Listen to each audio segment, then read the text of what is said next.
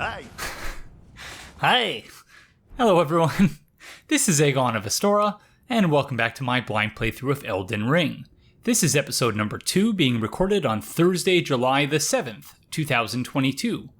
I hope you're all having a fantastic day whenever it is you find yourself watching this. So, it's been a couple days since I recorded the previous episode, and we're back on Thursday, the 7th of July, as I just mentioned, and I have some notes on my notepad here to my left. I did this during my Sekiro blind playthrough, and I figured I might as well continue doing that, which is to say that while editing each episode, I've just edited and uploaded the first episode, although you won't be seeing this for probably months, because as you will have seen in the disclaimer at the start of the episode, I'm recording this playthrough in its entirety before releasing even the first episode. At least that's the current plan. So yeah, I don't know how long this is going to take, but I'm talking to you from the distant past, essentially. So yeah, as I mentioned during my Sekiro playthrough, I created I started just making notes while editing each episode, and while editing the previous episode, I jotted down a few things that I wanted to talk about, as well as things that I wanted to try and fix in between episodes. So in the previous episode, I found that the gameplay volume was perhaps a bit too quiet. So I tried to address that in a couple ways. One of the ways is through my capture software, and the other way is by increasing the master volume by 1 point, as well as the music and sound effects sliders by a couple points each. So hopefully that's not an overcorrection. The second thing I did was I remembered that it's actually not that difficult to increase the amount of resources that are devoted to OBS, your CPU resources. So I increased the priority of the of OBS as far as the CPU is concerned. So that allowed me to bump up the resolution by one level as far as the levels provided in OBS. It's still not going to be full 1080p. I'm going to upscale to 1080p in post-production, but unfortunately you won't be seeing the full graphical fidelity. However, you should be seeing the full 60 frames per second, and it's all of its buttery goodness. So that was as far as the technical aspects of my notes from the first episode. I have some lore-related notes from the first episode as well. As I was going through some of the descriptions in the previous episode, did we read the description for this? I think we did. I started talking about Skyrim. I know that after I picked that, but I wanted to comment on one addition. Whoa, what the? Okay, interesting. So there's actually area descriptions? Okay, that's fascinating. Wow. Some of you must have been really upset at me in the previous episode for not having noticed that. But here we are. About the Cave of Knowledge. So that was the tutorial area. Jump down the hole ahead and you will find the Cave of Knowledge. Oh, and I'm just looking at the illustration here. We have to remember to go speak to Ghost's friend and see if maybe he has something for us for having made it through there successfully. There, you can learn more about game controls and basic actions, as well as other tips that may be helpful during your adventures in the lands between. About Sites of Grace. Resting at a Site of Grace will restore your HP, FP, and cleanse any status ailments. It will also refill your sacred flasks. However, most of the enemies you've defeated will be revived. You can find Sites of Grace by going where light converges. So we already knew, obviously, the first 3 bits of information, but that last one is interesting. You can find Sites of Grace by going where light converges. So where there are multiple sources of light intersecting at a given point. I'm also noticing now on the right-hand side as well that under Equip Load, let's see if I can highlight what I'm looking at. Under Equip Load, it actually specifies medium Equip Load. So presumably, unlike, I want to say Dark Souls 3 was either fat roll or not, but it appears as though in this game, it actually has that there would be a quick roll as well, where you get additional iframes. Total weight of equipped armaments and armor. Movement slows as load increases. The rightmost number is the maximum weight that can be equipped. Exceed it and movement slows dramatically. Okay. About Stakes of Marika. Oh, so this was that statue right before the bonfire. Upon dying, you will be revived at the last site of great that you visited. However, if there is a stake of Marika near where you died, or is it Marika? Marika, I think, near where you died, you can choose to be revived there instead. Very interesting. So that is, I don't know how to feel about that, actually. I presume that's going to be reserved for places where there's not a shortcut to a site of grace immediately preceding a boss fight. Because, yeah, otherwise that's kind of, you might as well just provide another bonfire outside of the boss fight. Although, I presume in this way it keeps you from using the bonfire to replenish your flasks, but you could just die and then you would revive there anyway, and that would, by virtue of that, it would replenish your flasks anyway. So, yeah, interesting. I was wondering what that statue was in the previous episode. Of course, then there's the answer. About guarding. Use an armament in your left hand. Okay. Guarding is especially effective when done with a shield. It consumes stamina. Okay, yeah, I'm aware of all of this, obviously. About dodging, also aware of that. And backstepping. Wielding armaments. Okay. Each hand can be equipped with up to 3 armaments, allowing you to toggle between them.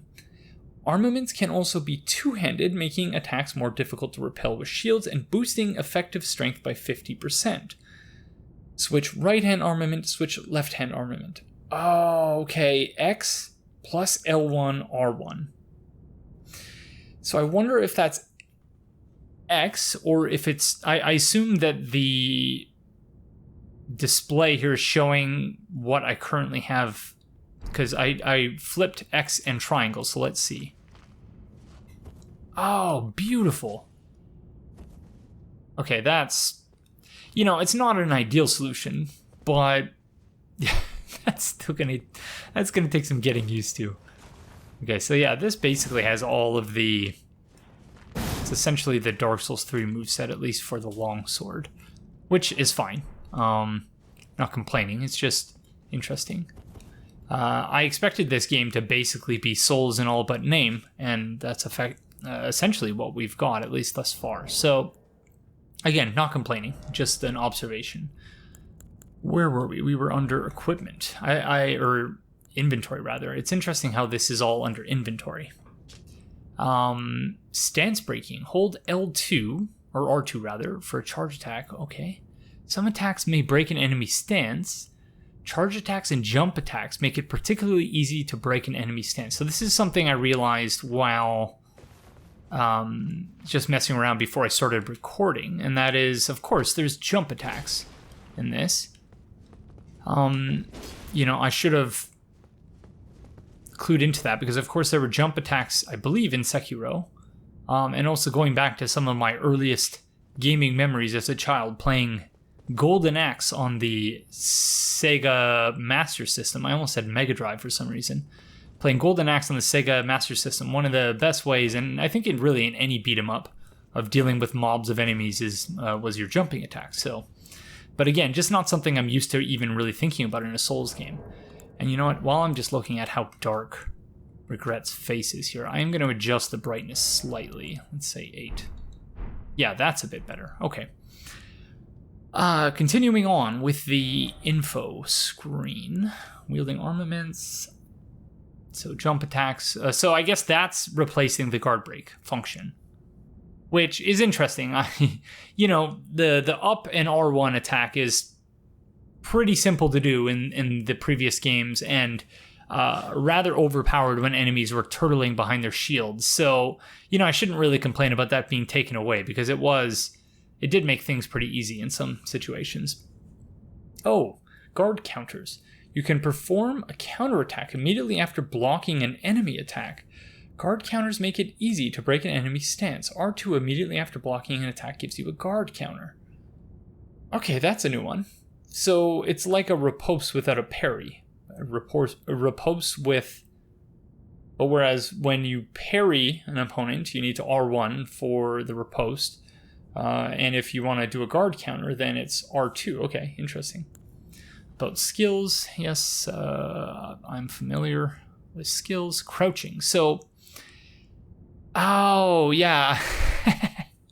I completely missed the point of half of the tutorial, evidently, because looking at this now, I see, obviously, you crouch in that tall grass, because I was so, oh, it's great that there's this tall grass here, and it's, you know, this is wonderful, because there was tall grass in Dark Souls 2, but it didn't really have the same effect, and so, you know, through all of that, I missed the obvious hint that was being given there, which is you should crouch in tall grass, which, you know, again, now thinking in retrospect, I'm pretty sure that was a thing in Sekiro as well.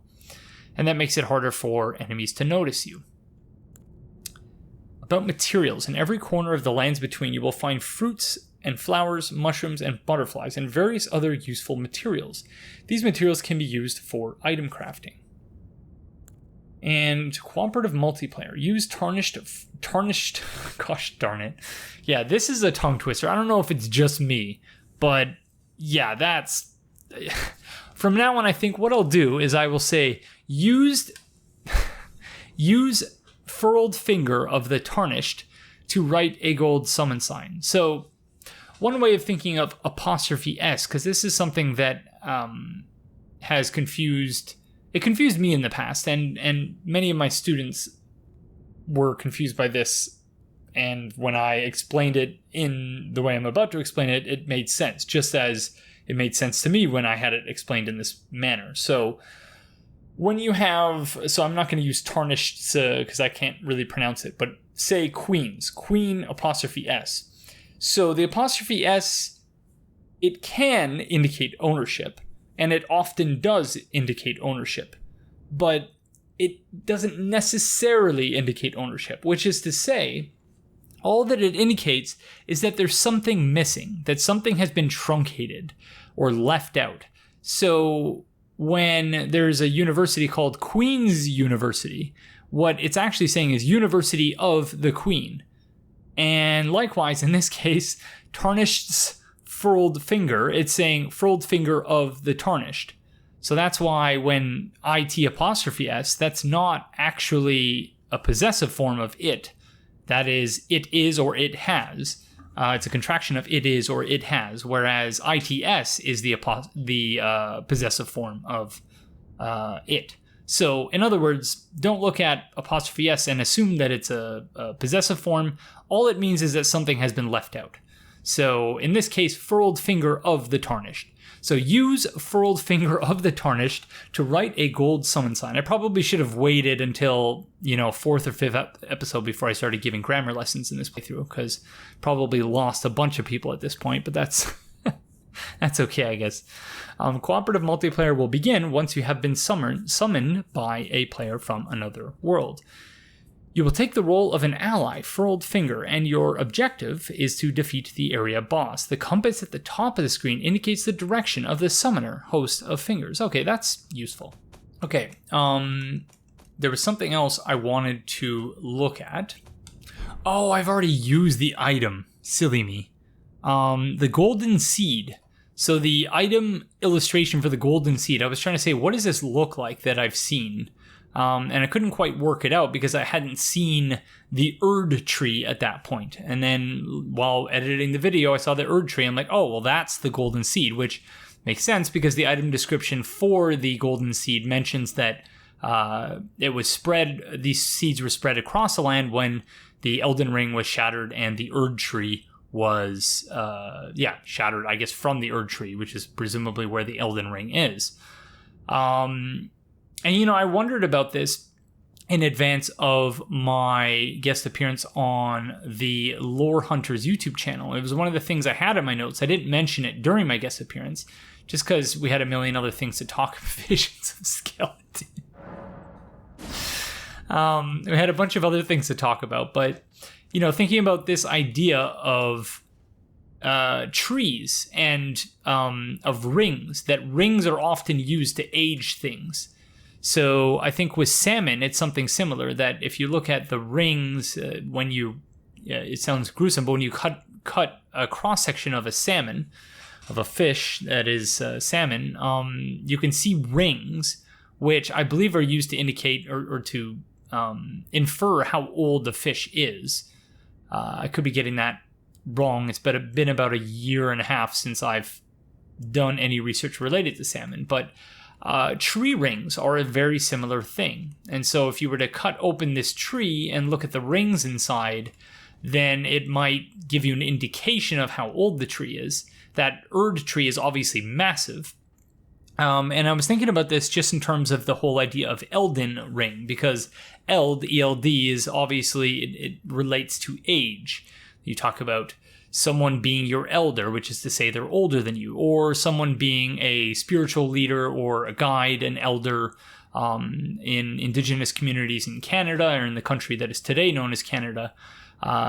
Elders they're not necessarily the oldest people in the community, but they're considered the wisest and the ones that provide spiritual guidance to the community. So yeah, just some thoughts I had while editing and looking through my notes just now. Hi, ghost friend.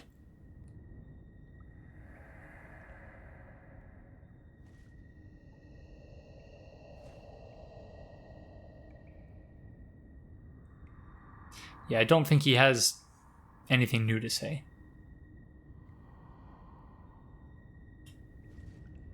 Okie dokie then. Okay, next on my list here. The next thing on my list is the pronunciation of the author of the Lord of the Rings, which is to say, what I was saying in the previous episode was Tolkien, but I do seem to recall in the comments of an earlier episode of, I think it was Dark Souls 3 Let's Talk Lore, where I pronounced it Tolkien, but I was told that the pronunciation was Tolkien. So my apologies. Tolkien. I have to remember that. And then the last thing on my list is I wanted to briefly just provide some thoughts on the intro cinematics. So some, probably nothing that is new or interesting to any of you, but just, I was looking through it in the while editing the previous episode, and it just occurred to me that, I had some things to say and that maybe I should go back and say them before we go much farther. So let's do that. So the fallen leaves tell a story. So I'm sorry, I'm actually I was gonna do this in video form, but just with the way I have my setup currently, it's quite choppy because I am capturing gameplay footage while also looking at a 30 FPS 1080p video, which on my PC is, it grinds things to a halt. So apologies that this is just going to be a slideshow type thing, but Fallen Leaves tell a story. So presumably this is talking about the Erd tree and how when the Elden Ring was shattered, it spread at least seeds all throughout the land, presumably leaves as well. So I'm sure that's something we will encounter shortly, that the fallen leaves. So it tells the story of when the Elden Ring was shattered. That's my assumption here. So again, this Andre type figure appears to have shattered the Elden Ring, whether at his own behest or at the behest of someone else, which created these fallen leaves, which tell the story of the Elden Ring being shattered. When he says in our home, whenever someone says our or we or us, it always raises the question, who is our, who is we, who is us? So who's the narrator? If he's saying in our home, across the fog, the lands between. So across the fog. So does that mean the fog is in between the lands between and something else? So the fog is itself a liminal space between two things. I don't know. That's, again, I have no idea, but just speculating. So Queen Marika. I think I said Marika. It's Queen Marika, the Eternal. So she's nowhere to be found after the ring is shattered, suggesting that one thing led to the next, that there was a causal relationship between the ring being shattered and Queen Marika the Eternal. So presumably she had eternal life, but now she's gone somewhere. Or, yeah. She was shattered somehow along with the ring. Okay, weird and perhaps somewhat dark that my mind went here initially, but being of German descent and being decidedly, of course, anti-racist, I've had throughout my life an odd, I don't want to say fascination, but an interest in what the heck happened in World War II, from the Weimar Republic to World War II, to make Germany into this place where, you know, you often hear everyone depicting the German people as being uniformly sort of surrendering themselves to the Nazis, and that's not actually true. Hitler and the Nazi Party, the National Socialist Party, never actually won a majority government. They seized power through the brown shirts, essentially civilian military. And so it's not as it's often depicted historically. It's a much more complicated situation. My grandmother, who escaped as a prisoner of war, she was, I think, in 1945, she was 14 when the war ended, and she escaped and made her way to the British zone, where she later met my grandfather, who was an Irish RAF pilot. That I'm getting way off track here, I apologize, but yeah, these are the things that pop through my mind when I hear certain words, and so I'm just explaining to you where my thought processes are with respect to these story beats. And so, yeah, my grandmother once told me that these German propagandists, the Nazi propagandists, I should say, would come door to door. She lived in East Prussia, in a very rural area on a farm, and they would come with these flyers. And apparently my great-grandfather used to threaten that he would pull out his shotgun and come after them if they came back again. And yeah, so, you know, I'm proud of my heritage, but at the same time, I understand that, or like of my familial heritage, but I understand that, and this is why I first became fascinated with the history of World War II and the history of the Third Reich in particular, is that you have to learn from history in order to not repeat it, of course. It's a, you know, obviously a truism at this point, but, you know, we don't often learn from history for various reasons. Anyway, so in learning about the history of World War II and the history of the Third Reich, I learned about this, for whatever reason, just immediately in my mind, the Night of the Black Knives brought to mind Kristallnacht, which is, I believe, translates to Night of the Broken Glass, which was, I don't know the exact date off the top of my head, maybe 1937, 1938 or something, where, or perhaps it was after, gosh, I'm getting all these details incorrect probably, and I know something like 4% of my viewers are German, so my sincerest apologies for screwing this all up, but I believe it was after the German parliament was burned down, which was used as the excuse for the Enabling Act, and it was blamed on Jewish people in Germany, German Jewish people. And, unfairly, obviously. And so they, and also on communism as well, they blamed it on the communists.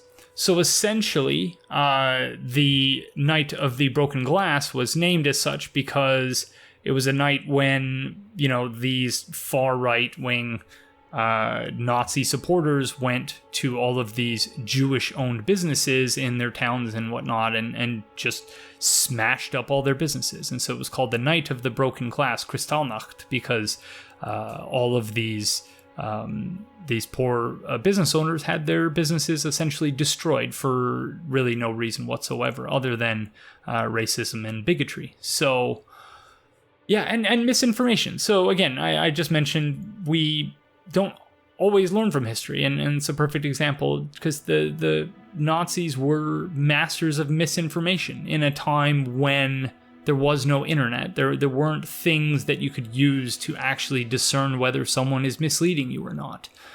Today we have the internet, and yet misinformation is more rampant than ever. And of course, I don't mean to...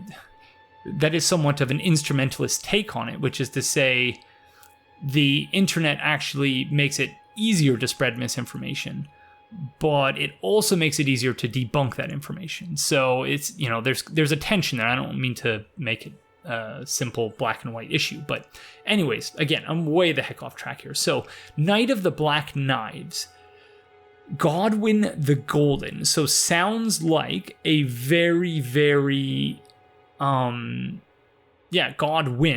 So it sounds like a Gwyn-esque character, a very royal and godly, perhaps upper class type person, Godwyn the Golden. So, and the whole idea, Knight of the Black Knives, and maybe it's not an accident that immediately made me think of Kristallnacht, because the whole idea was that it happened under the cover of night, and they were cowards, obviously, and an angry mob just breaking the glass of all of these businesses that really didn't do anything other than, who they happened to be born as.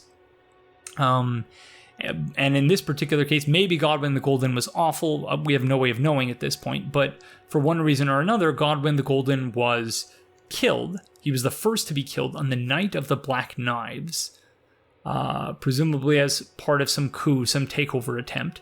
Again, not unlike, although Kristallnacht wasn't really a coup or a takeover attempt, it was more accurately just an angry mob and an orchestrated hate crime.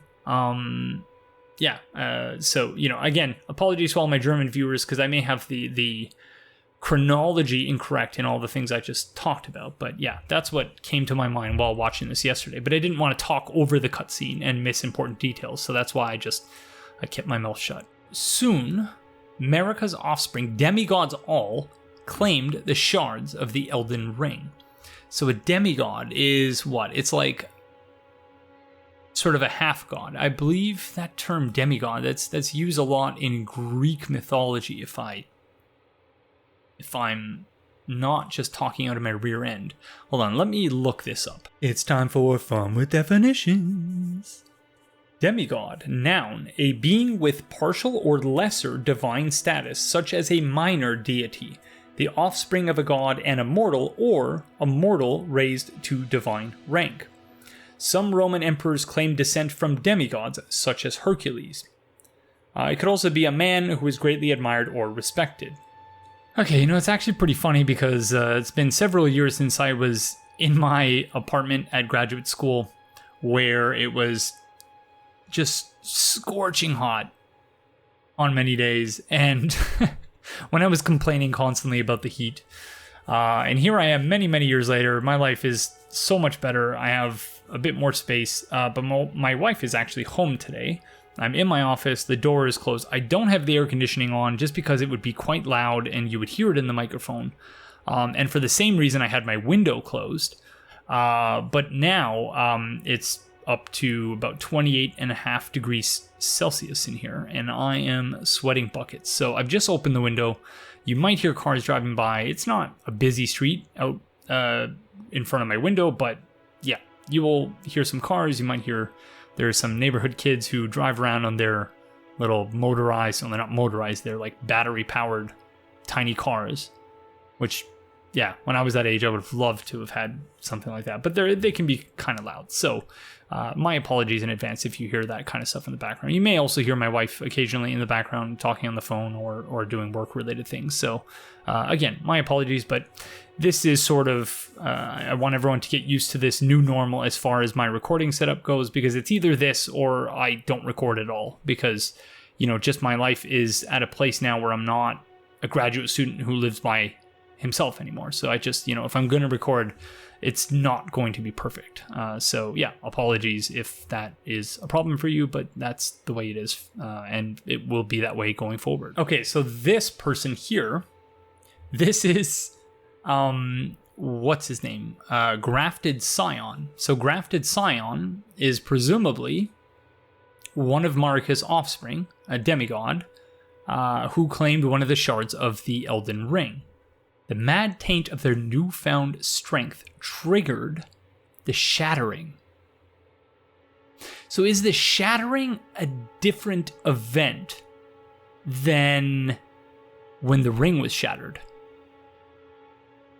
Because they claimed so it is, because they claimed the remnants of the ring, and then the taint, so their strength was tainted, which, again, FromSoft with their FromSoft HQ, as I mentioned in the previous episode, they have this whiteboard set up whenever they're coming up with lore for a new game.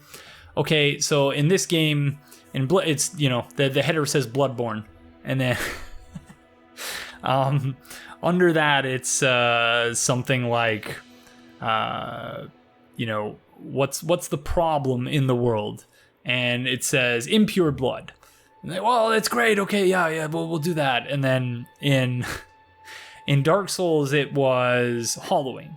In Dark Souls 3, it was impurity, so on and so forth. And so in this one, the mad taint their newfound strength. So their strength is tainted in some way.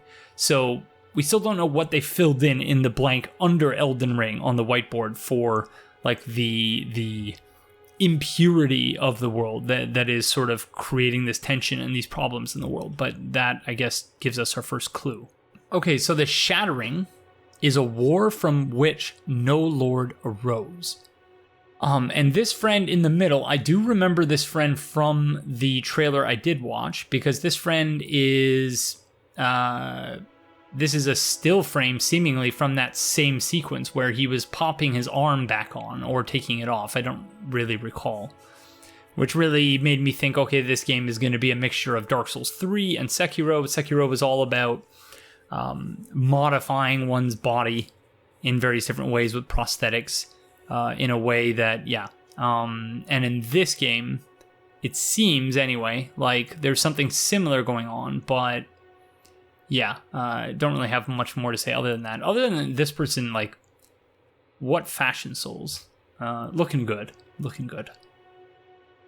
So a war leader, so no lord survived the war, and the war led to the greater will to the abandonment by the greater will. So the greater will abandoned the lords or the world.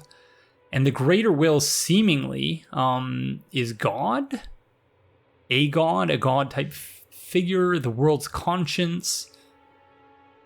So again, we have this friend here, and this appears to be a tomb of some sort, and he is, again, just like, FromSoft's template, where in Dark Souls we have the undead. In this game, it's the Tarnished who are rising. They're dead, and yet they live. So another lore-consistent reason for having a player character who respawns at a fixed point despite dying, where you can incorporate the death into the story of the game in a very clever,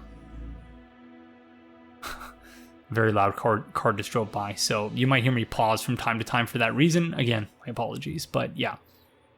So yeah, predictable template at this point, but I do enjoy how it's incorporated into the story, the gameplay, and the fact that you die instead of just being hand-waved away or ignored. Call of long lost grace speaks to us all. So let me look up. This is another word I meant to look up, which is grace. Let's see. Grace. So, wow, there's lots of definitions to this one. The first one is, as a noun, simple elegance or refinement of movement, no. Courteous goodwill, no. I assume it's the Christian meaning, which is the free and unmerited favor of God as manifested in the salvation of sinners and the bestowal of blessings. A divinely given talent or blessing. So obviously without the specific trappings of Christianity, that might be what we're being told here, or what this is hinting at. Although I imagine it's probably wrapped up in some sort of Eastern spiritual tradition that isn't actually Christianity, even though it has the veneer of a Christian idea. Another one is period allowed for the payment of a sum. Okay, no, I don't think that's it. In Greek mythology, 3 beautiful goddesses believed to personify and bestow charm, grace, and beauty, or to do honor or credit to someone or something by one's presence. That's a verb. So, yeah. So a site of grace, then, is a site where we're manifesting the salvation of sinners and the bestowal of blessings, or a divinely given talent or blessing. So it's a site where a divine blessing is present. The bonfires of this game, in other words. So now it goes through, I guess, the quote-unquote Lord Souls. The major bosses that we'll presumably be encountering over the course of the, first or second acts of the game. That's what I imagine this is. So I might not have all that much to say in these segments, just because, they're tremendous looking art, just fascinating stuff, but I'm not really sure I have much to say. The ever brilliant gold mask. This gives me very Gwendolyn vibes, the gold mask. I suppose it could also be, Pinwheel. It looks almost Pinwheel-esque as well. Fia the Deathbed Companion. This, it strikes me almost as like a reproduction of the seductress trope. However, it could also be a reference to, there was a viral YouTube video probably 10 years ago or something. It was a Discovery show or something where they were talking about, there was a cat who worked at a hospice facility. So where people who are terminally ill just go to be comfortable in their last days or months or weeks. That the cat would basically sleep with, on the night when people were passing away, the cat would go and would sleep with them. And that's how the staff knew. I don't know how true the story actually is, but that's how the staff knew apparently that, someone was getting close to the end, was when the cat would go and spend the night with them. And so, for better or worse, for one reason or another, that's what I thought about when I saw Fia the Deathbed Companion. It made me think of that cat. The Loathsome Dung Eater. Nothing really to say about this other than the sun logo on the chest is reminiscent of the Solaire. Also, it's got like sort of a regicide type situation going on here where someone is being murdered as a way of sort of reaffirming the power of the sovereign.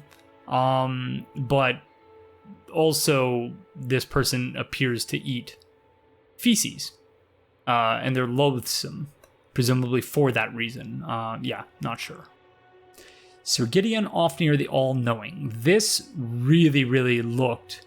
This is the one that really got me thinking about the Lord of the Rings, potential Lord of the Rings kind of connection, because this really looks like the helmet that is used or was used by, what is the big bad in Lord of the Rings? What's their name? Sauron, I think. That in like the intro cinematic, so to speak, in the Lord of the Rings Fellowship of the Ring, the movie, this looks a lot like the helmet that Sauron was using when equipped with the ring, the titular ring of Lord of the Rings. Not much more to say other than that, and also it's sort of reminiscent of Gravelord Nito from Dark Souls 1 as well. And finally, one other whom Grace would again bless. So that is us. That is Regret with his pink face.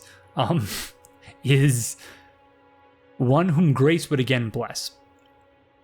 So is Grace like a life force? I wonder. Is it like a Final Fantasy VII type situation with the life force that the planet itself has agency? Not sure. But clearly, evidently, or seemingly what's happening here is that the Grace is blessing us, and then we're rising from having been dead for one reason or another. So unlike in Dark Souls 3, we're not rising out of the ashes. Unlike in Bloodborne, we're not traveling from afar to get a cure, a miracle blood transfusion, which is actually tainted impure blood. We are being blessed with grace so that we could... become a lord. So again, no idea what most of this means, but those are my thoughts on the intro cinematic. And let's finally get back to the gameplay. Okie dokie. I'm done going through my notes. My recording for the episode is already at 50 minutes. Oh, a little bit of some frame drops there. That wasn't my capture, that was the game, actually. That's disappointing. Yeah, graphically, like, it's great. And yeah, it's 60 FPS. It's not a huge leap, I don't think. At least not yet. Maybe that's just because we haven't even left the tutorial area yet, but I assume this is going to open up later on. Looks almost like... Yeah, I'm not clear on whether this is supposed to be the Firelink. I was looking at the... Stranded Graveyard Cave of Knowledge.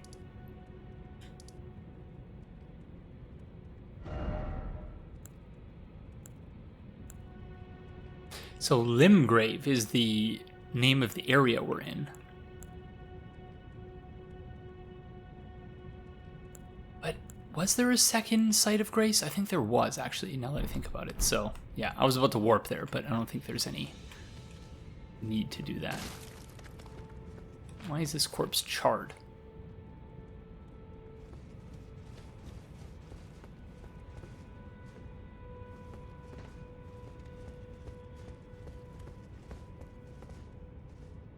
Okay. I assume this goes up then?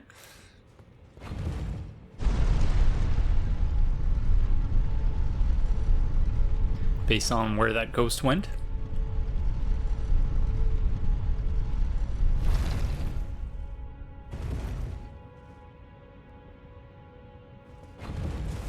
Send the elevator back down just in case.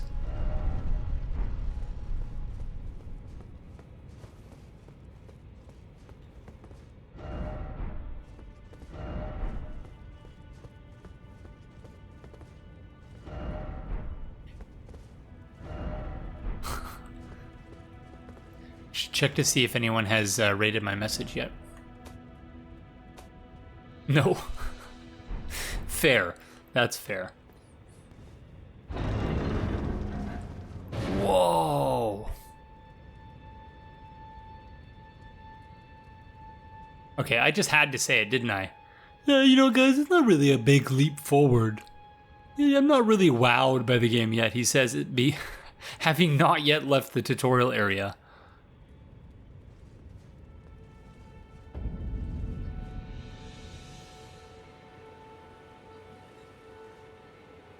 Okay, that's incredible.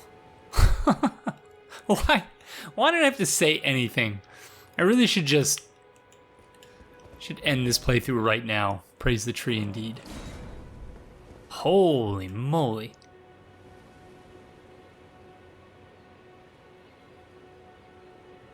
Incredible.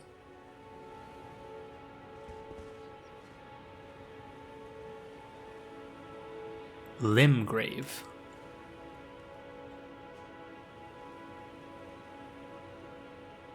I see someone coming this way on horseback. I really do wish I had binoculars. Also, I see some materials.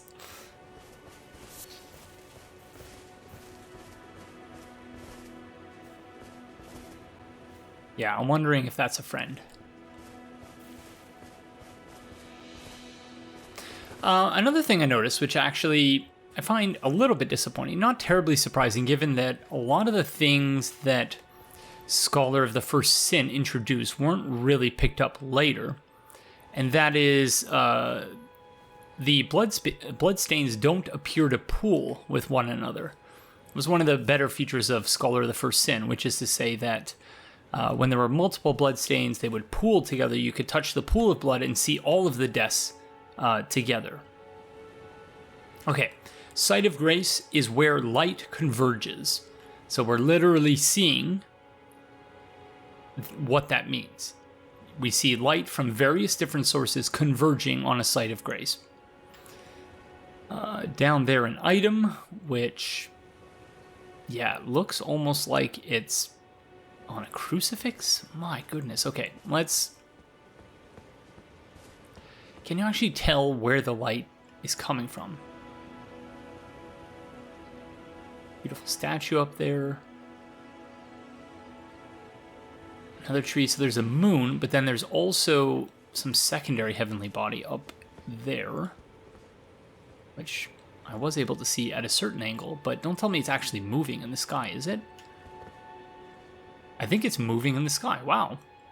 Except this massive... Okay, so maybe that's not a moon. It could be a nearby planet. Wow, what a world. Incredible. Truly just incredible. And whereas, you know, the vast majority of FromSoft's Souls, I was going to say the vast majority of FromSoft's worlds, but then I could hear Cassidov or Theomany in my ear saying, Aegon, you've only played a small fraction of FromSoft's games. And immediately I was like, fair. That's a fair point. Of the Souls games, or the FromSoft games I've played, they always seem to take place in a dying world that you have to find beauty in things that are dying. Maybe Sekiro was kind of the exception to that, of the ones I've played again, because Sekiro is beautiful regardless. Dark Souls 3, definitely you would find beauty in a dying world, but in this game it's just beautiful, full stop. Okay, let's stop lollygagging and say hello to our friend over here.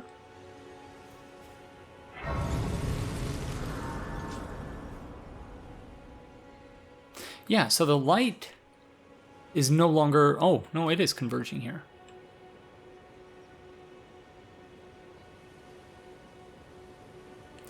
So I'm wondering now, if we follow the trail of light here, would it lead to another site of grace? Or is that just where we're supposed to go? Hi, friend. Oh, yes. Tarnished, are we? Come to the lands between for the Elden Ring? Hmm? Of course you have. No shame in it.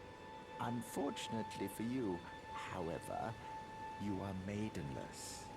Without guidance, without the strength of runes, and without an invitation to the Round Table Hold, you are fated, it seems, to die in obscurity.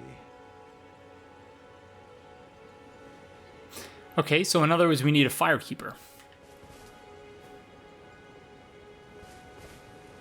Wow, I'm just, like... It's breathtaking.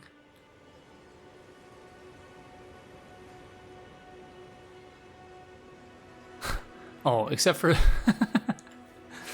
the person having been crucified here. That's not nice. So where do I go about getting a maiden, friend? Luckily for you, however, there is one shining ray of hope for even the maidenless. Me. Vare. Take care to listen. Are you familiar with grace? The golden light that gives life to you tarnished. You may also behold its golden rays, pointing in a particular direction at times. That is the guidance of grace, a path that a tarnished must travel. Indeed.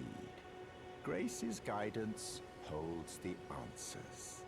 It will lead you tarnished to the path you are meant to follow, even if it leads you to your grave. Okay, so a quest marker, kind of? I'm not really sure how I feel about that. Presumably we don't have to follow it. Insofar as this is a true open world, we should, in theory, be able to go to many places, if not all places, prior to that, and sequence break, but we'll see. Wow, there are crucifixes everywhere. My goodness.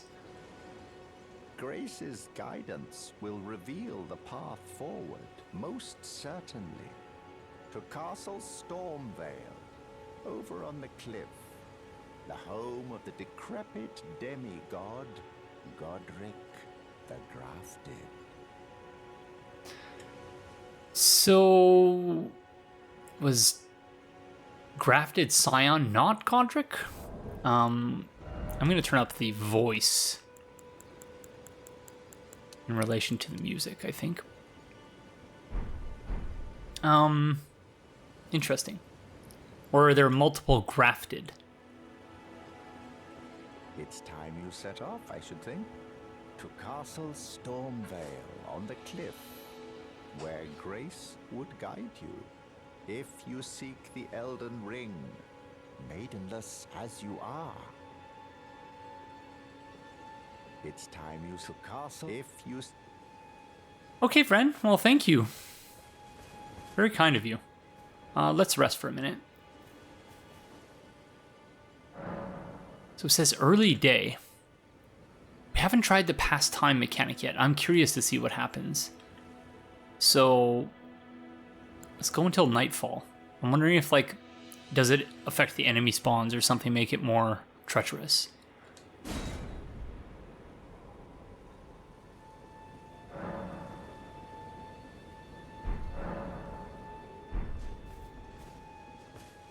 Wow. Oh my goodness. Certainly makes it more beautiful, which I did not think was possible. Incredible. Just incredible. I'm so glad to finally be playing this game. It was, it was a very rough few months as far as my workload is concerned.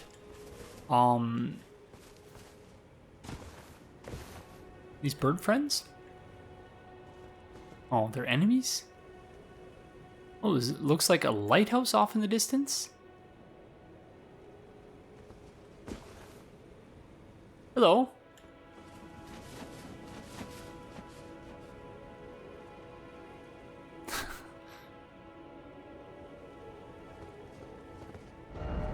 Elden Ring ahead.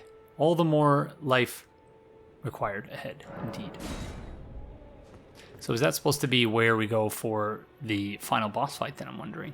You can see what appear to be capsized ships often in the distance there. My goodness. You know, I can't really see what many people have been saying about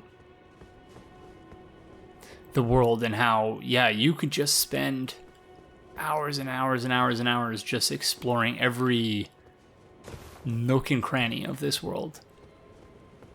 It's entirely possible. Wow, look at this shadow, too. It's actually really impressive on the wall right behind me there. It appears to be a real-time shadow, or an actual shadow, but I actually don't know all that much about that stuff. I presume Digital Foundry has done all sorts of videos on this game, but anytime I saw Elden Ring in my subscription feed, I immediately unsubscribed from the channel. Oh, friends, why don't you want to hang out with me? They all appear to fly in the same direction.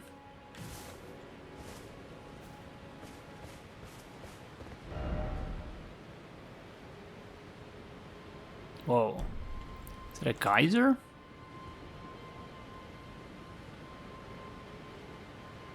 And a waterfall.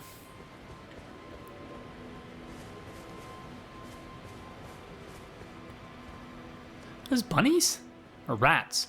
Oh, they're bunnies. Kind of. Like fox bunnies? Hey, friend, no, where are you going? It's okay. I'm gonna hurt you. Just want to see. Oh. Okay. Well, so, yeah, again, wildlife. And, you know, I guess to a degree you could describe birdleaf flower. Okay, so that fell from the tree.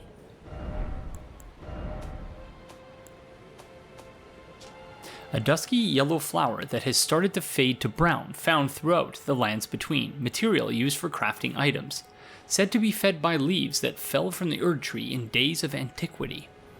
Antiquity, so in ancient times.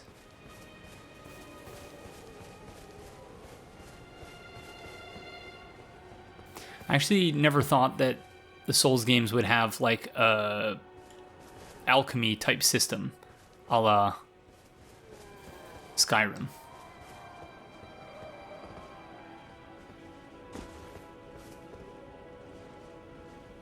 No friends. Oh.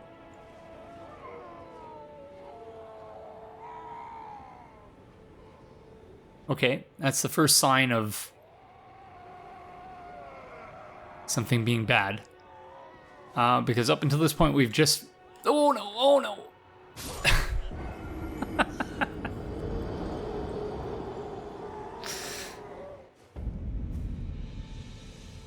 Whoops. Okay, so it's light again, so I'm wondering if that means that this game has some sort of world tendency system. Just gonna walk around mashing X. Let's go get our runes.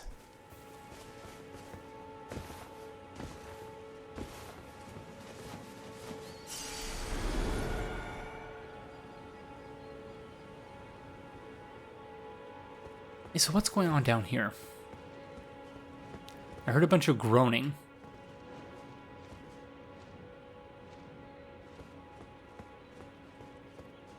I'm afraid to approach our horseback friend.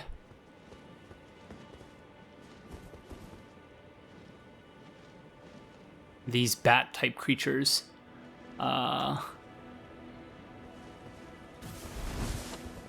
Seem like a shortcut to a pandemic. Oh, they're quite frightening looking. Yeah, they're like giant bats. Okay, that's awful. We're gonna die. Oh, I missed!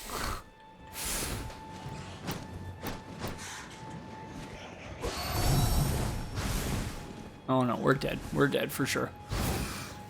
I'm scared.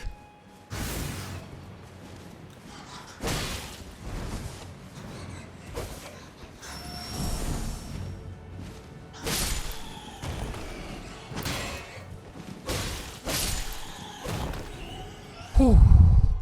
Wow, that was frightening. Oh wait, I turned off the HUD so that I could get a picture for the thumbnail, and neglected to turn it back on. So where was this groaning noise? Where is that coming from? Or was it just coming from these friends? Oh, are you bugging the bunnies? The bunny foxes? Leave them.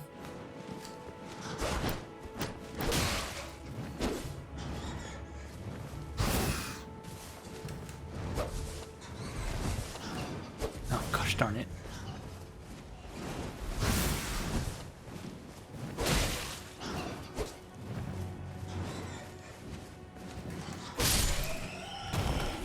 Okay.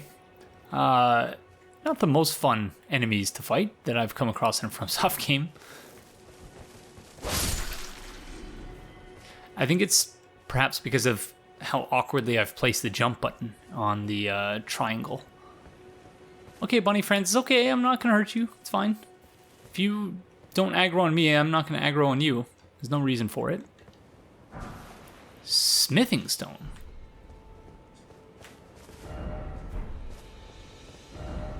Try ahead. Yeah, nice try. Oh, I just want to go and get all of the materials now, but I'm worried that this is actually not going to be all that interesting to watch. So, my sincerest apologies if that is indeed the case.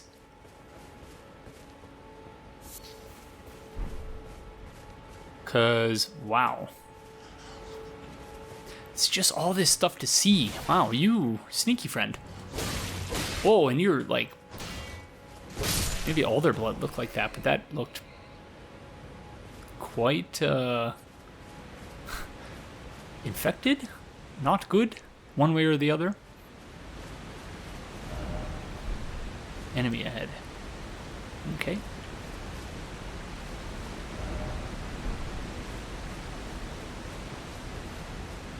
Yeah, there are quite a few of these bat friends here.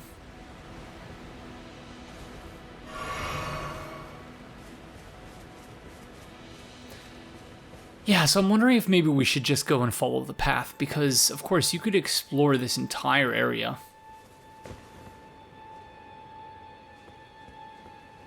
And, you know, maybe I'm just trying to balance full exploration with Why is this tree moving so strangely? Full exploration with creating an interesting playthrough that is fun to watch. Okay, trees are not supposed to... trees are not supposed to move like that. What's going on here? It's like listening to some really good tunes and just can't resist dancing.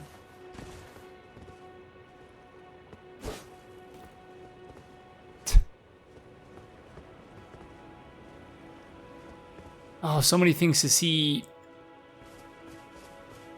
See friends with torches over here. They look like they might be hollow, though. Or whatever the equivalent is of hollow in this game. I have quite a few item descriptions to read. I'm cognizant of that. Oh, look, it's a turtle friend. Wanted to see this gravestone over here. And we have vampire bat friend over here as well. Although it appears to be napping. That's fine. It can nap. Where are these fox friends going? Bunny fox. Okay, I think I'm going to head back to the Site of Grace. We'll read some item descriptions. Seek up. Oh, is that what they were referencing?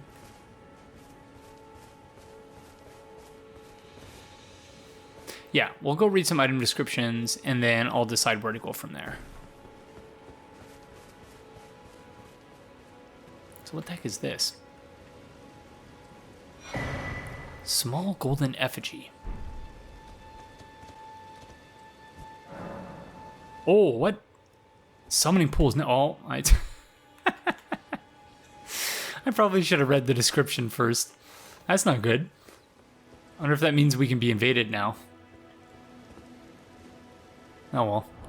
Okay, let's, we got quite a few descriptions to read.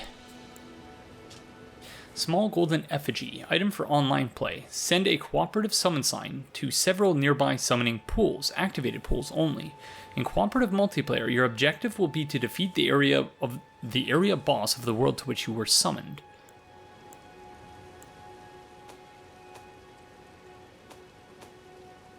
Erd leaf flower, a dusky yellow flower that has started to fade to brown, found throughout the lands between. Material used for crafting items. Said to be fed by leaves that fell from the Erd tree in the days of antiquity. I think I actually read that already. Herba, evergreen leaves that give off faint light. Material used for crafting items. This very common medicinal plant can be found in thickets and elsewhere. Smithing stone. Stone used to smith a variety of armaments. A shard found in plenty. Strengthen armaments up to +3. Smithing stone is found throughout the lands between, and mining galleries built to excavate it can be found. Mining galleries built to excavate it can be found everywhere. About summoning pools. In each area you may find effigies of martyrs. These effigies are summoning pools. You'll find it easy to summon other players at these locations, as co-op and hostile summoning pools created with small effigies gather at summoning pools. Okay. Read all of that, I believe. About vanquishing enemy groups. Vanquishing an enemy group will replenish your flasks. The number and type of flask to be replenished varies, depending on the enemy group. You cannot replenish more flasks than your maximum amount allows. Okay, I think that's more or less where we left off. Let's replenish our flasks and then head towards the light.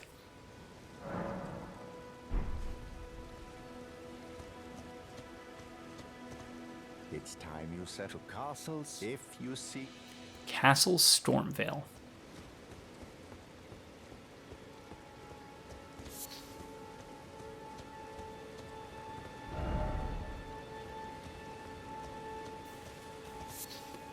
Question is, this guy's not friendly, is he? He's got to be friendly.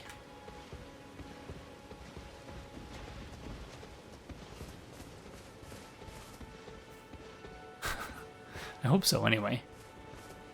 Hope against hope. Is that a cow? Where are you going, friend? It's okay. Oh. You had a nice little roll move there. That's very impressive.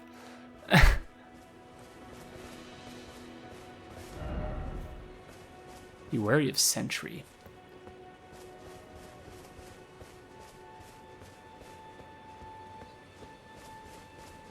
So yeah, in previous FromSoft Souls games, they had...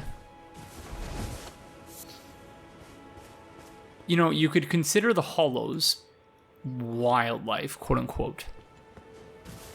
Such that, you know, I'm thinking in terms of Dark Souls 1. Many of the hollows around the Firelink Shrine and the surrounding areas just... Or perhaps I should say Tarnished Golden Sunflower. Perhaps I should say New Londo Ruins. There are a ton of hollows there that don't actually attack you. Likewise, at the Northern Undead Asylum, I believe anyway, there were a few that don't attack you there. And, you know, you could treat them as wildlife and just not... They don't aggro onto you, you don't aggro onto them, and it's fine. And as you know, if you've watched really any of my playthroughs, I don't typically attack things unless I need to. Or unless I think the game expects me to and sort of requires me to. And so I appreciate that in this game there's actual, what you might call wildlife, just walking around, and that you can choose to not engage with them. You can just let them be peacefully, and, you know, who knows, maybe I'm missing some incredible drops that they have, but I suppose I'll find out the hard way by reading angry comments a few months from now after I've finished this playthrough. But we'll see what happens. Again, I'm just sort of wandering aimlessly. This is bad for a person who... I told this story. Whoa, that is a big friend.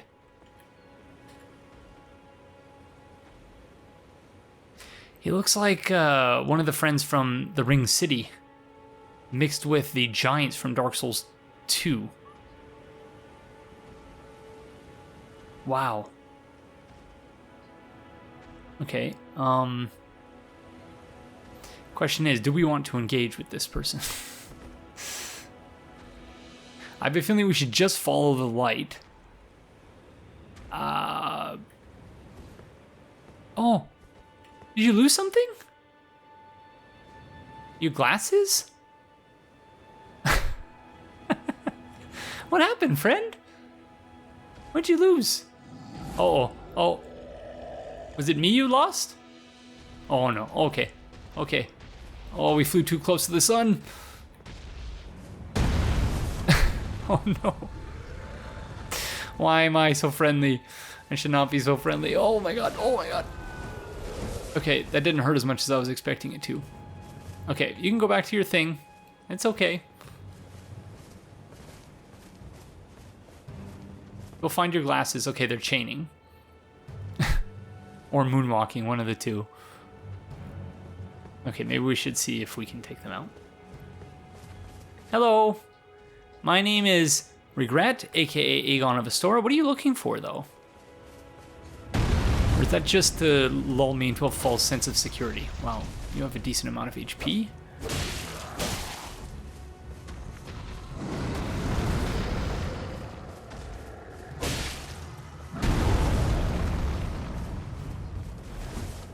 Oh, it doesn't like the light? Oh, panic rolls.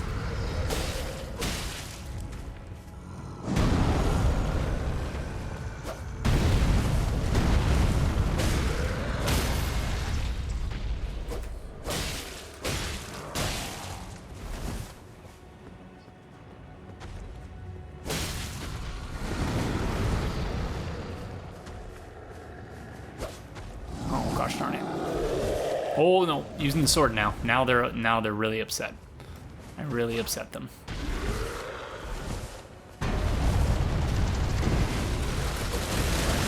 Whoa, he chopped down a tree.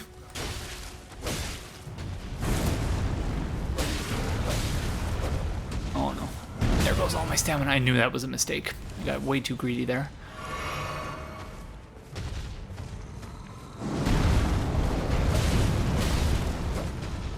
Oh, panic roll.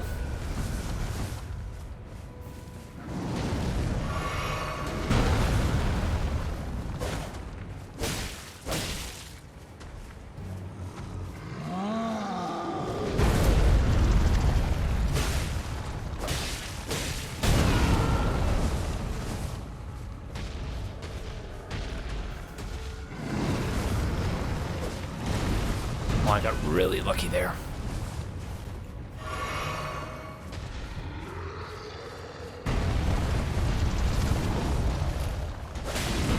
Once again, got really lucky. He missed. Getting greedy.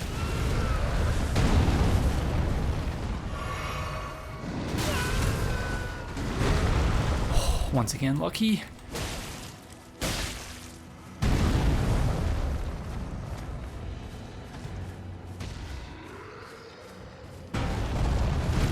Oh, he rubbed up against the rock there.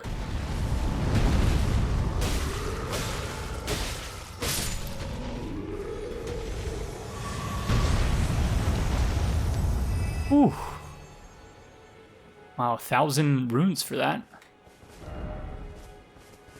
Ah, rip friend. Wow, that was quite the fight.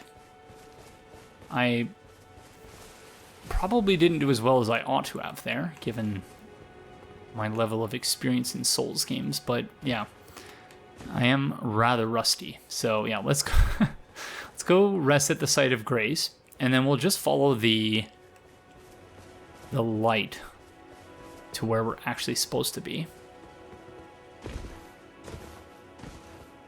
And perhaps we will also engage with Horseback Friend over there. Try our luck, I guess you should say.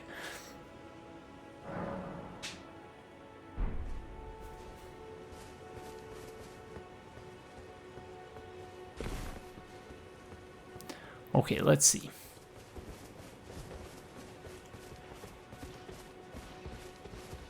Hello. Oh, Tree Sentinel. Okay, interesting. So this is a boss? Oh, I was not expecting a boss to be here.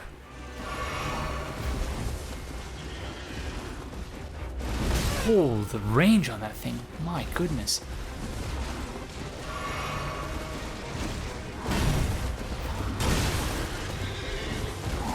Gotta watch out for those combos.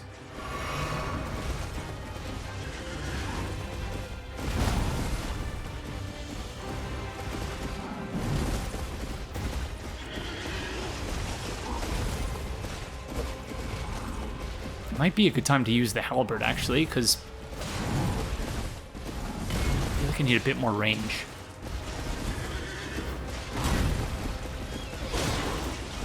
Oh, that was dreadful. Wow, how much HP do I have left? Couldn't be any more than, like, 5. Oh, and then I just stood there and watched.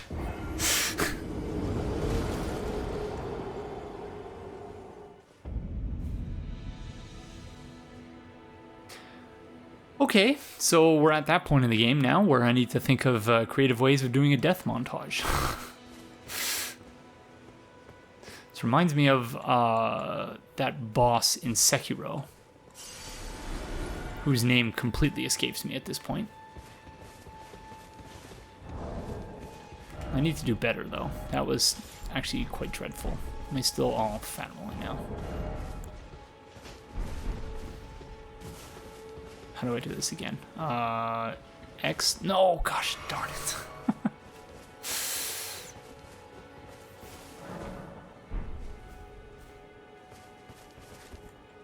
Okay, there we go. Let's try this one more time.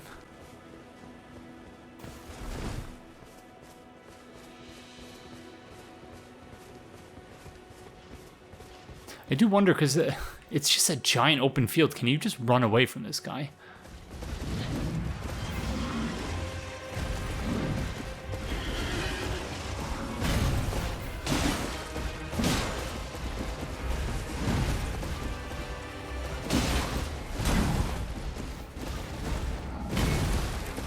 Oh, I love the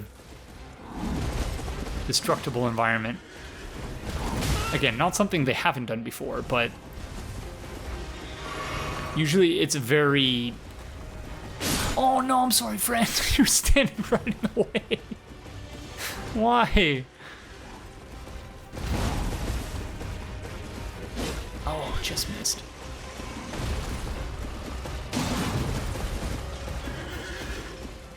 Ooh, gosh, the range on that. Gotta watch out when he goes on the horse goes on its hind legs. I hit the shield there, but somehow did a decent amount of damage. Yeah, here it comes.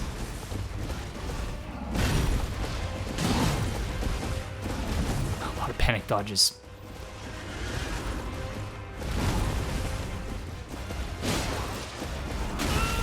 Oh, the horse does a little shoulder charge.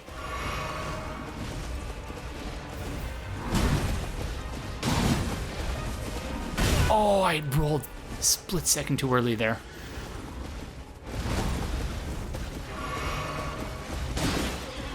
That was stupid. Oh my gosh, again.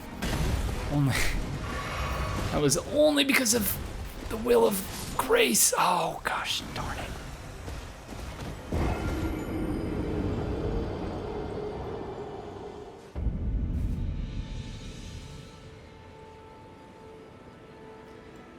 Looks like I'm starting to drop some frames as far as due to encoding lag, I should say.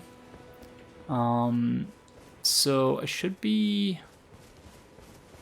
I might turn back down the resolution to where it was in the previous... Oh, it's cool the runes, the lost runes sort of take the shape of a plant, sort of. Yeah, cool. I suspect this is why this is the first area where you can summon, because there's a difficult boss here, although I imagine you can probably just run around him.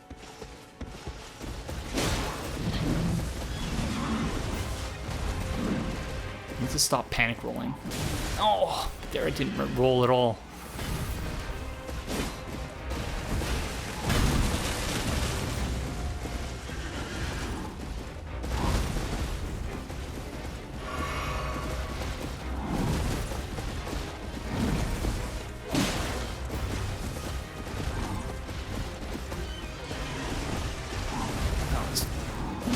Rollapalooza 2022 there. I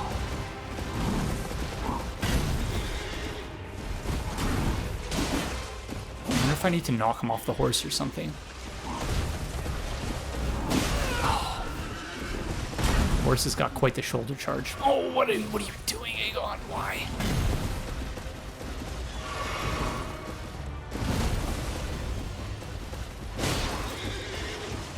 Maybe I'm supposed to lead him to the giant friend.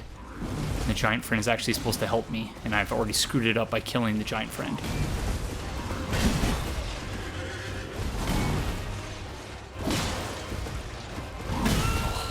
Using an R2 is a mistake there. It left me vulnerable.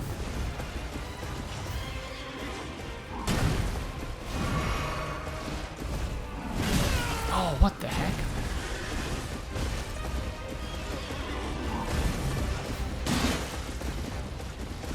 Oh, the horse is limping. Okay.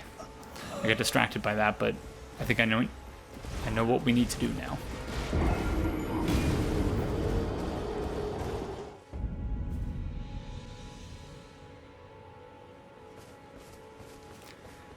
I think we need to target the horse's legs. So the horse started limping there towards the end. I don't think we have anything we can use, do we?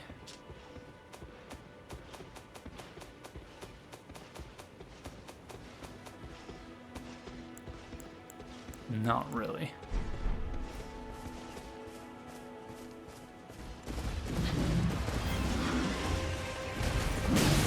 Gosh darn it, not off to a good start, Aegon.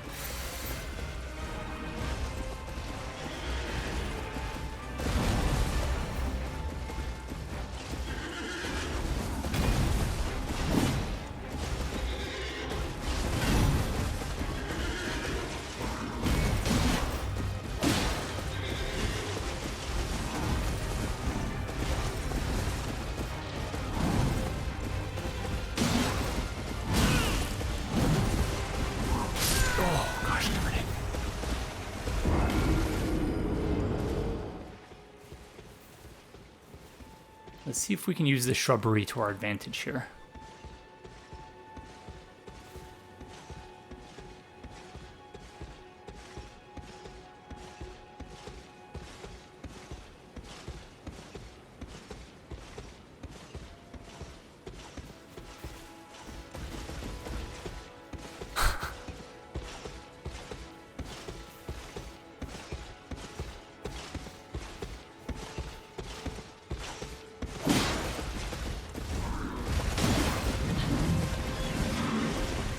Okay, we got a couple hits in.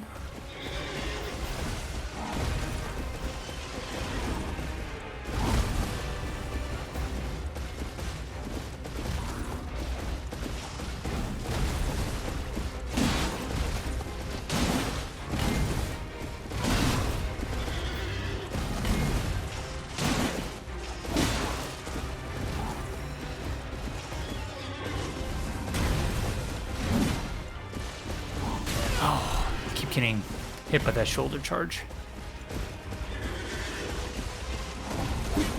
Oh, I was just too far away there.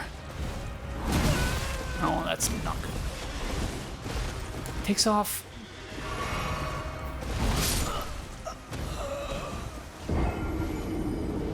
Yeah, not going tremendously. Do these things just grow back in perpetuity, the Roa fruit?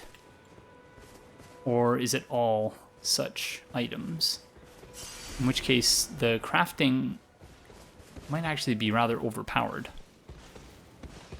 But who knows? I don't even know what you can make with it yet, so might not, in fact, be the case.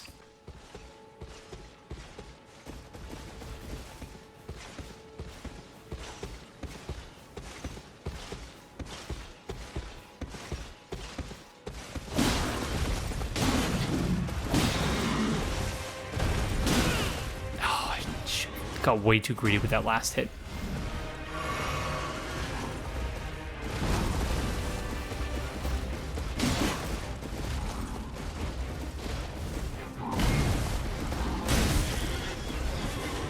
Just froze there for some reason.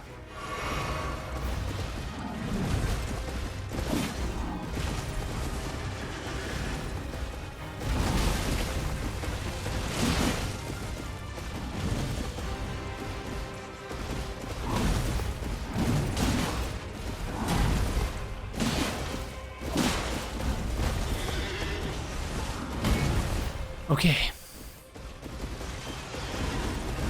Panic dodge.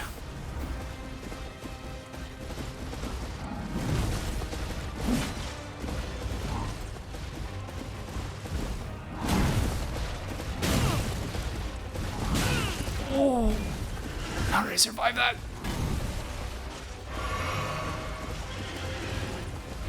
I think I need to heal again. I don't think I can survive another hit. I feel like he takes just under half of my HP with each hit. Oh, there goes. Gosh darn it.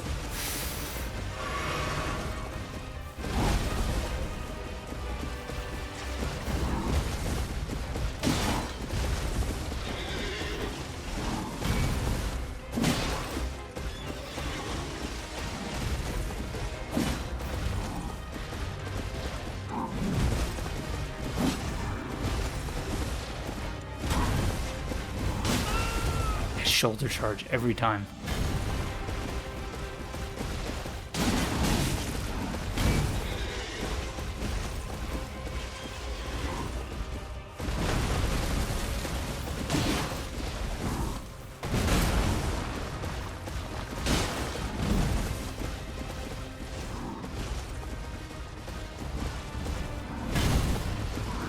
Oh, I got greedy.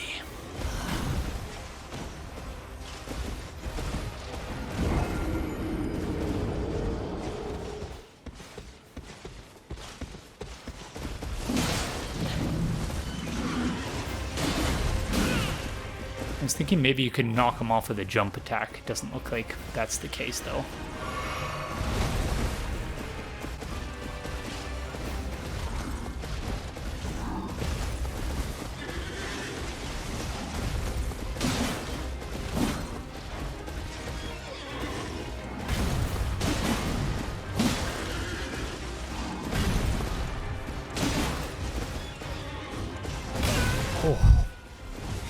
Thought I got him in a dead spot there, but it doesn't look that way.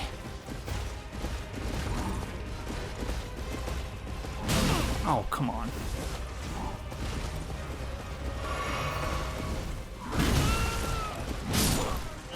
Yeah, my first actual boss fight in Elden Ring is not going well.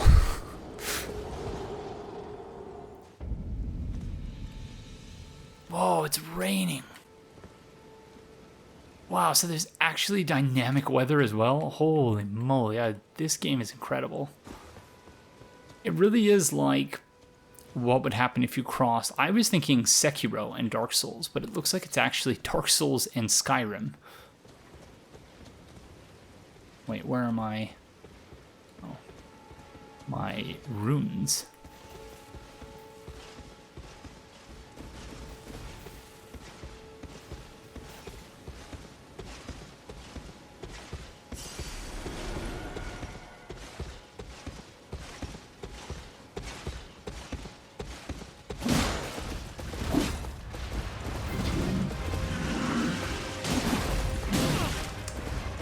Got me with that last time too.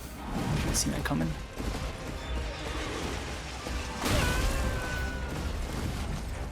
Way too slow to react there. Oh, I'm dead. Oh, gosh darn. Oh my gosh.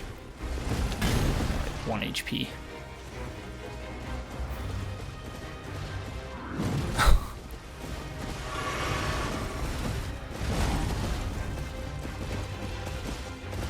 I wonder, can we use the terrain against him?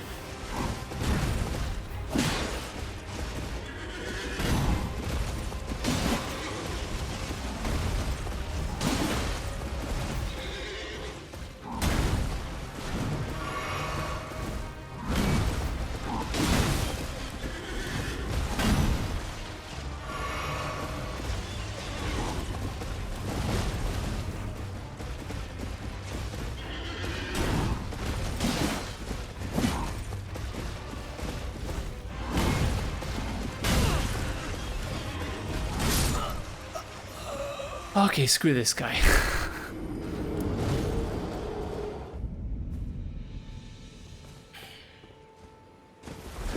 So, I'm starting to think that maybe you're supposed to get your rear kicked by this friend, thereby encouraging you, really coercing you to sneak by him, so that you can go find your firekeeper / maiden. Again, just the same sort of FromSoft tropes over and over again. Go find your candle maiden, your firekeeper, your carver to level you up. Okay, we Santa Claus is here, I guess. Church of Elleh.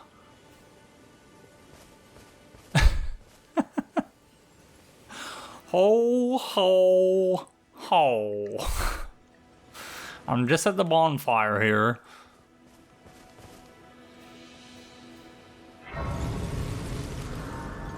No, I really am thick-headed.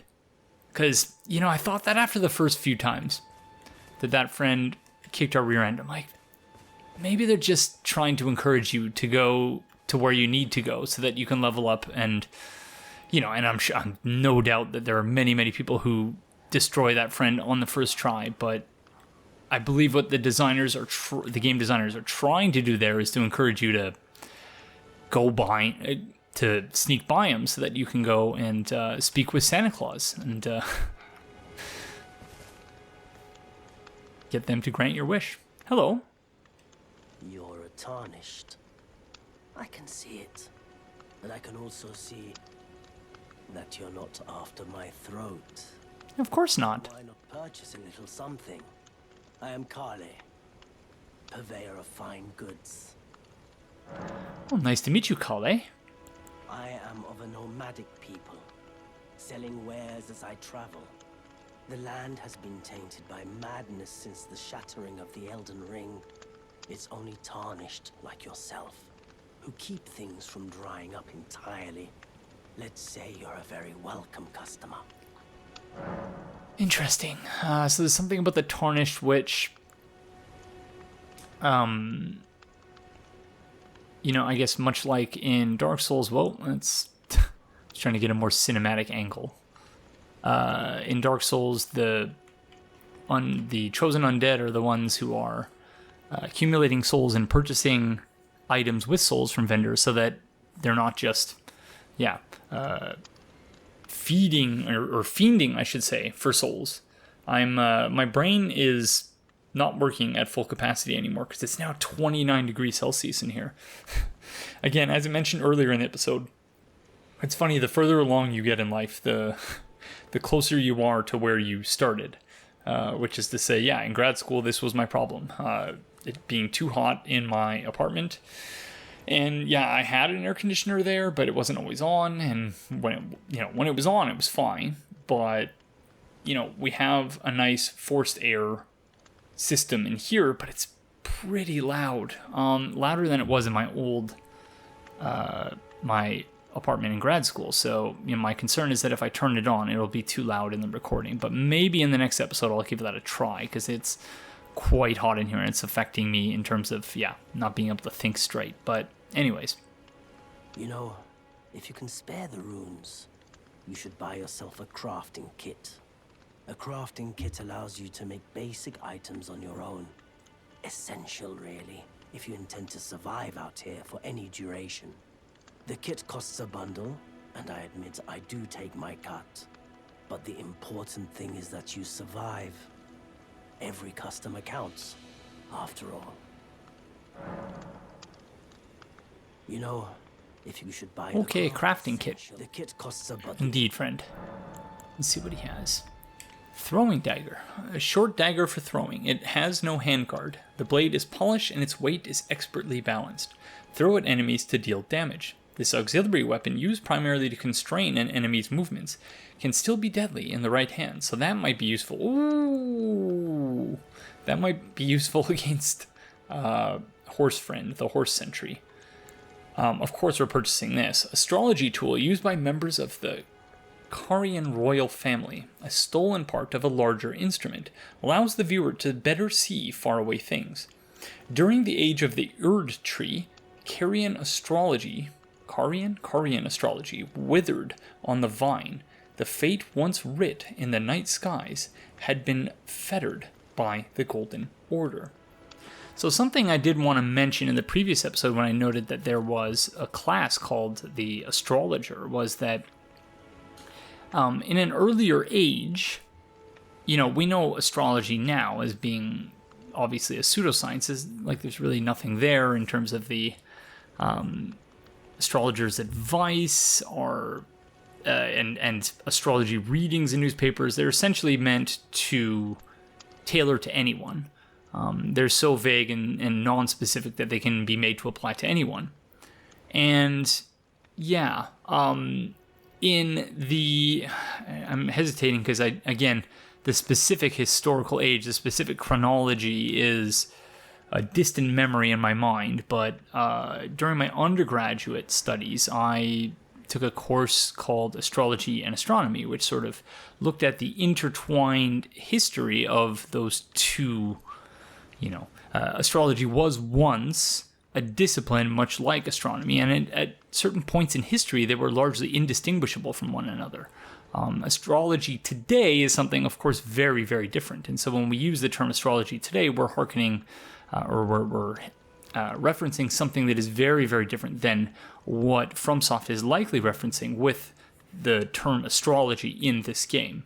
So, we're not going to be looking at the stars and doing astrological readings which indicate whether someone is going to meet their ideal mate in the next week or not, but more accurately actually reading the stars for other reasons, or creating star charts and things like that. Islamic astrologers and astronomers in the Middle Ages were actually essential in creating in paving the groundwork for the likes of Galileo and Kepler, even though we don't often hear, if ever, about the contributions of Islamic astronomers, only about the European ones. And that's more or less in line with the world in general. But anyways, Purchase telescope. We are absolutely purchasing that. Furl culling finger remedy. Item for online play. Craftable item. Reveals cooperative and competitive multiplayer signs. Co-op summoning signs will be shown in gold, while hostile summoning signs will be shown in red. Multiplayer begins when you summon a player from another world through their sign. Interesting. So you can, from the outset, you can lay your sign down, but you can't see other signs.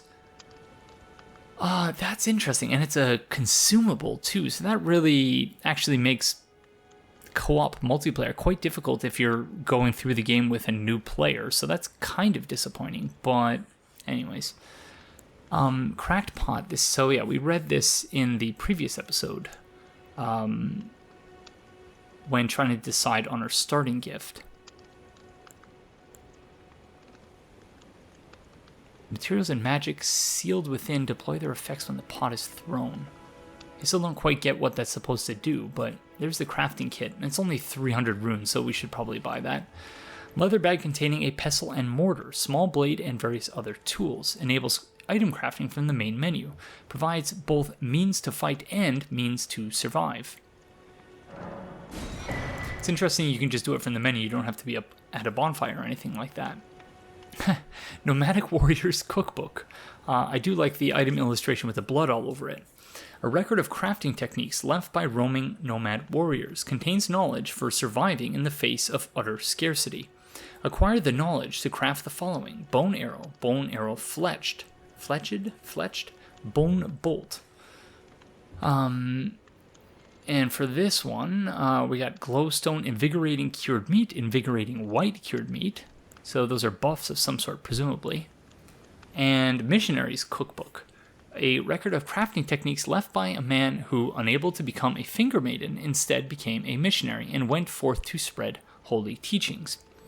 Acquire the knowledge to craft the following. Holy water pot, roped holy water pot. So I'm wondering if it's, again, I keep referencing Skyrim, but there are a lot of parallels here. I'm wondering if you could just mix the ingredients if you know what they are, or if you have to first buy the cookbook as a prerequisite to being able to create those concoctions. Arrow. Arrows used with small and long bows, unremarkable in any way, shape, or form. I assume they mean every way, shape, and form, but anyways. Bolt. Yep. Torch. This torch's tip is wrapped in oil-soaked rags and set on fire. The flame can illuminate dark locales or be used to attack enemies. Can be raised up when equipped in the left hand, illuminating more of the surrounding area. Skill, torch attack. Thrust torch forward to set foes ablaze. This skill is especially effective against foes who are weak to fire. I wonder if with everything I'm thinking about the horseback sentinel now. Wondering if the horse is afraid of fire. I feel like that was a thing in one of the previous Souls games. I know in Dark Souls 3, the maggot friends in the Cathedral of the Deep area are afraid of fire, and that really messes them up. But large leather shield, a round shield covered in leather, on the larger side for a medium-sized shield. Though its damage negation may be lacking compared to a metal shield, it can handle a wider range of attack affinities. Parry. Use this skill in time with a foe's melee attack to deflect it and break that foe's stance. This provides an opening to perform a critical hit. I suppose that's one thing we didn't try against Horseback Friend, is a parry. If you can land it, that might be the key to defeating them easily. Chain coif. Coif made of woven chain. Standard issue for ordinary soldiers. Though plain in appearance, it offers dependable protection. Same description for this one as well as the gauntlets and the leggings. Note, flask of wondrous physic. A note sold by a nomadic merchant contains information about a flask of wondrous physic. Further details are available only to paying customers. This one about Waypoint Ruins. Okay, I'm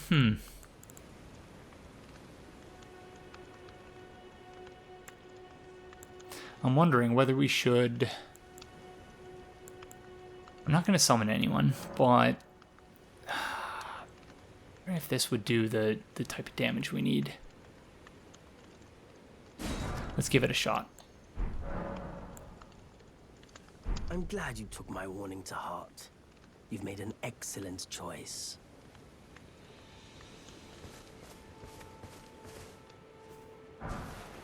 Smithing stone. So, oh, you can use this smithing. Oh, interesting. Okay, so this would give us a little bit of additional damage. I kind of, you know, 116 to 23. They both scale D and D, so it's not. So what would this give us? Oh, we can't actually see what the total. I'm too lazy to do math in my head right now. So 132 plus 29, that would be what? 160. 161. As I said, my brain is not fully functioning right now. Yeah, so we'd be doing a fair bit more damage with this, so let's give it a shot. Nope. It's going to take me a long time to get used to that one-handed, two-handed thing.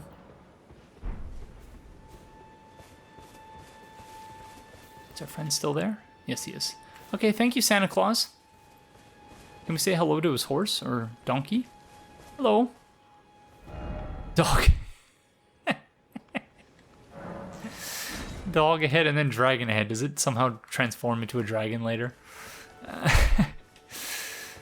That's a good one. Okay. Yeah, so the light is still pointing in that direction. You can see some more friends over there as well. Some more bats, vampire bats, whatever they're called in that direction. Golden rune.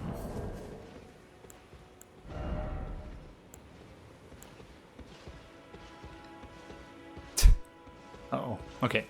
Let's go in here.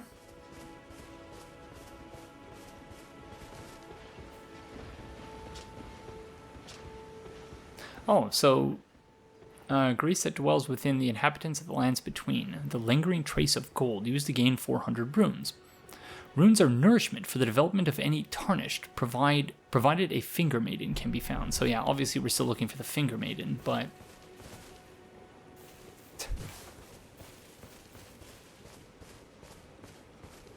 Okay, where's horseback sentinel friend? I guess we didn't try to create any materials.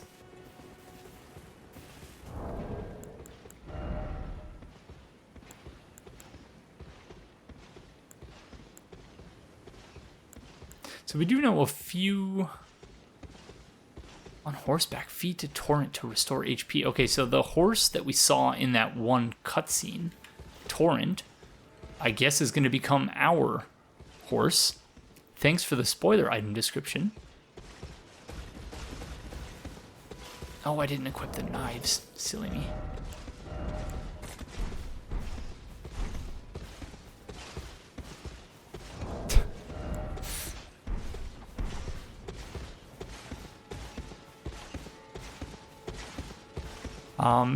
And presumably the woman who was riding the horse, I wonder if she's the maiden that we're looking for. Gosh, I keep making that mistake. Okay, let's try and run in here to see what happens. See if maybe we can cheese him somehow. Or if he just de-aggroes.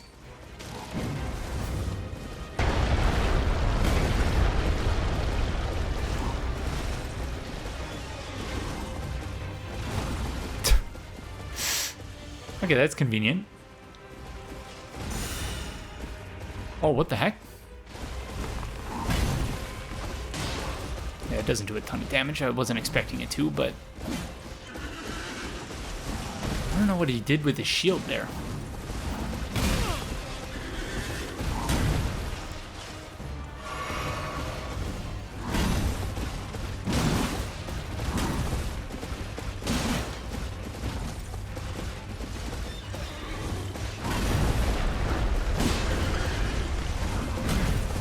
Panic roll.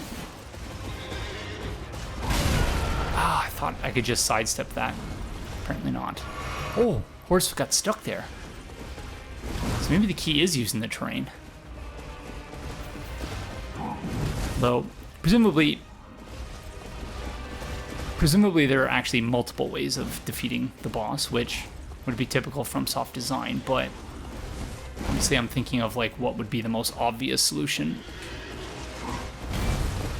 given that this is my first playthrough and everything. Yeah, the horse is definitely having mobility issues now.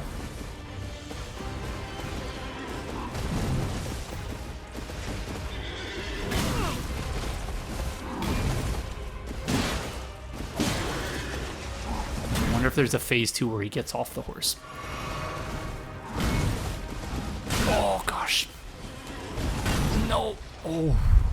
The shockwave got me, but somehow avoided the actual damage.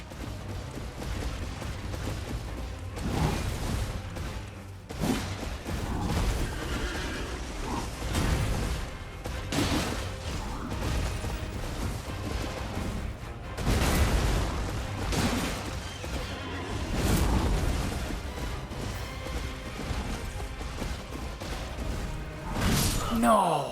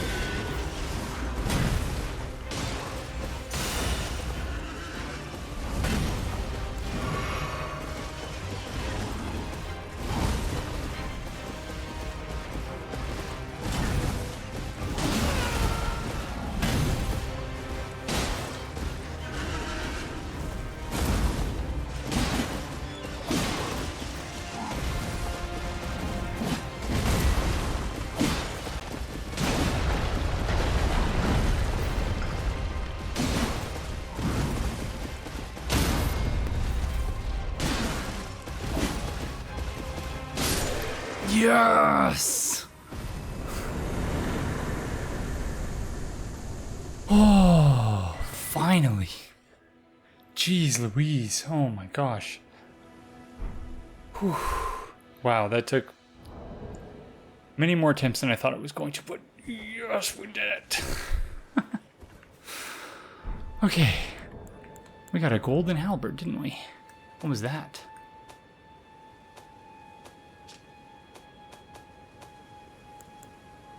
Golden halberd, weighty halberd forged of gold, wielded by the order of tree sentinels. Heavily equipped knights. Deals holy damage. A masterfully crafted weapon that lives up to its heft, but is difficult for one of mere human strength to wield. Skill, golden vow. Skill passed down from antiquity among the knights of the capital. Raise armaments aloft and pledge to honor the Erd Tree in battle, granting self and nearby allies increased attack power and defense.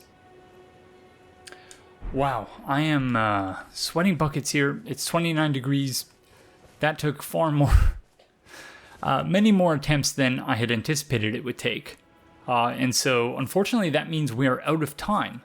But once again, I'm very much enjoying my time with this game thus far. We've only just barely entered what seems to be the open world part of the game, and we're going to continue following these beams of light in the next episode. So, yeah, thank you all again very, very much for joining me, and I will see you in the next one. Bye!